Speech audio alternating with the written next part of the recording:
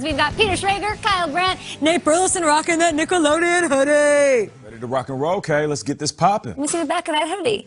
Oh, it's got team names on it. That's all. Oh, just NFL team names. The limited edition SpongeBob with the 32. Limited edition collaboration with Nickelodeon, a little bit of swag. Patrick get his run too? I'm a big Patrick guy. Yeah, he's the lead blocker. My man. Like Patrick Ricard. Yeah, you can see Pancakes, yeah, and he loves pancakes. the Saints And Kirby Patty. hosting the Bears on Nickelodeon. Nate Burleson will be in the booth for that one, getting slimed. We might be getting slimed on this TV show today. It's time for the lead block. Lead block.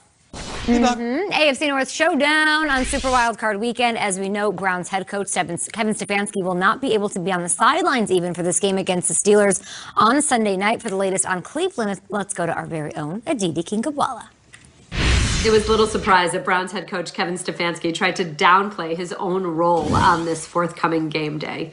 He said ultimately he's feeling fine, but he tried to push us past his own COVID diagnosis and focus on his team. Stefanski is obviously feeling well enough to still lead all the team's virtual meetings, and on Wednesday, that's entirely how the team operated. They had a virtual walkthrough and were not allowed back in the facility. Stefanski said there were no new positive tests Wednesday, so the hope is that the Browns can indeed get a physical practice in on Thursday.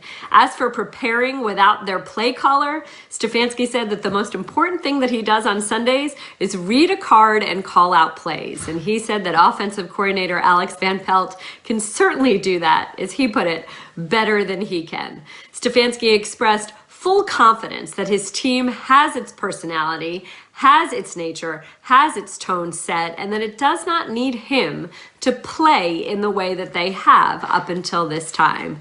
And as for his players, he also expressed disappointment for the ones that won't be able to play, like guard Joel Bitonio. But he said there is a task at hand, and the most important thing is to focus on that task.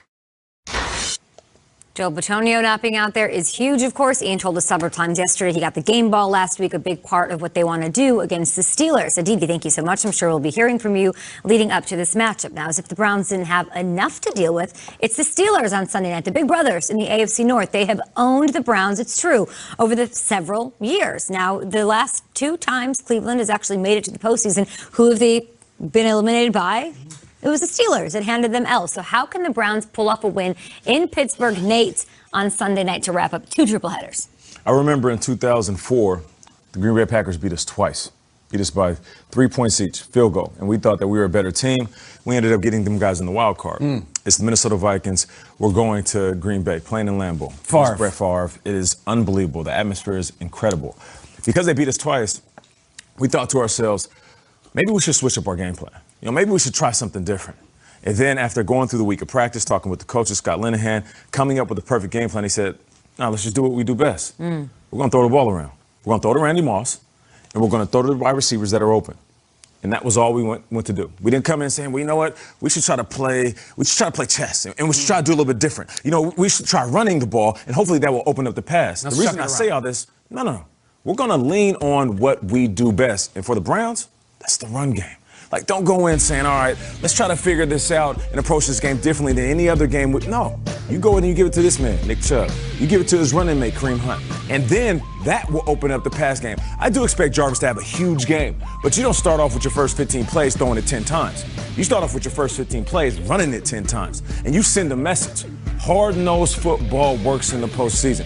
Can you imagine if they have their first drive, it's 12 plays, and you're just boom, boom, boom, pummeling this Pittsburgh defense, how much that's going to deflate their confidence in those conditions.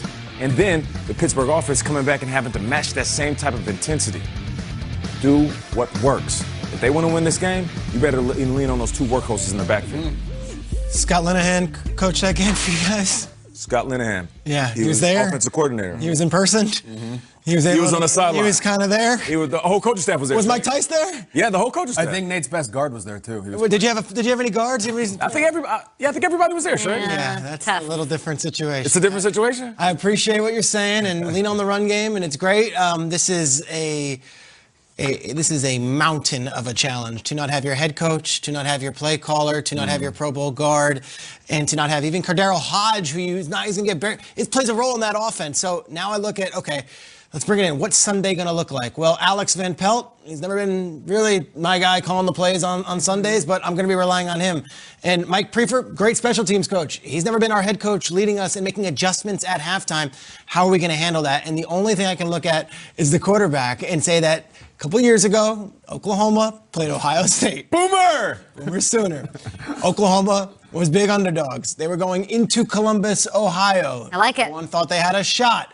Baker Mayfield went in there and absolutely lit it up. They won 31-16, and Baker Mayfield was the story. After the game, Baker Mayfield, which we'll get to what he did during that game. Big game for Mark Andrews. Who was it? Look at this. Oh, yeah. This is in Columbus. This would be the equivalent if Baker, as a Brown, went into Pittsburgh on Sunday night in maybe Ben's last stand with Al and Chris and all the mighty folks at NBC hyping this thing up like a one-sided rivalry.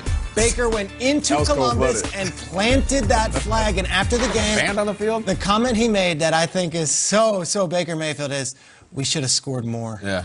This is what you need. You need Baker to just embody it all, take it on, say, guys, there's no challenge too big. I have gone in to Columbus, Ohio, and beat the #2 team in the nation, and then planted my darn flag on the middle of their field. Oof. This is a huge challenge. Baker Mayfield has had huge challenges before. I think this is one of those deals where, like, I appreciate the run game. I appreciate the defense. Hey, Baker, this one's why we drafted you first overall. Did Ohio State have a future Hall of Fame quarterback that day? As long as we're recapping games and everything, do you think there's any chance that if Baker Mayfield wins this game, he finds a Browns flag and plants it? Do you think that period has passed him? I would love it if he did. He has one made. It has progressive on the back of it. Right. Or waving out there in the middle. I'm into it. I also am looking at Baker, as we all will be. Like, also, the games are getting close. It's Thursday now. Yeah, I'm starting to get like a little excited. It's pretty cool.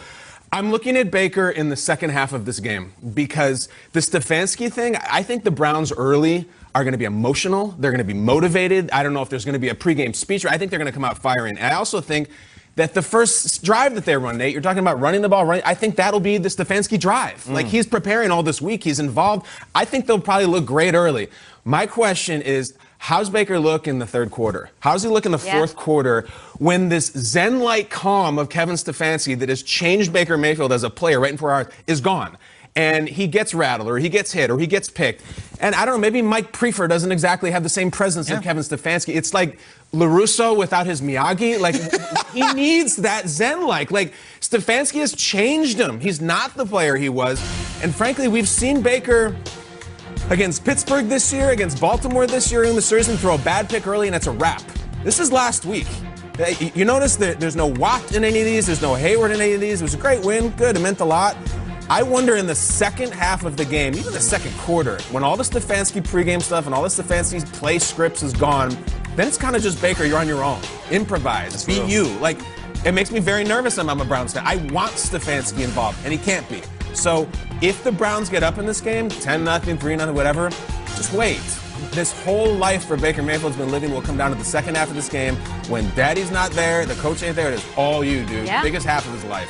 So much adversity. It's what the playoffs are all about, especially in what was a crazy 2020 season. You preached optimism for this team. I'd like to just take a crack at that this morning. This narrative has been, and granted what's going on with COVID-19 and Stefanski, which is well outlined on this show, it's the Steelers rested their starters in Week 17. The Steelers are going to crush them. Like, why do we think that? Why is that the narrative? Because of one good quarter against the Colts? Because I take you back and would like to remind Browns fans who are trying to get up for this one and find some sort of silver lining. Take a look at the game against the Bengals. Like, are we forgetting that this happened a couple of weeks ago? Ryan Finley and the Bengals handed this team an L. Yeah. You didn't have a Week 17, we're resting our starters excuse then. So to me, this team lost 3 of 4 to end the year without their with their starters out there, Peter Schrager. So are we really going to let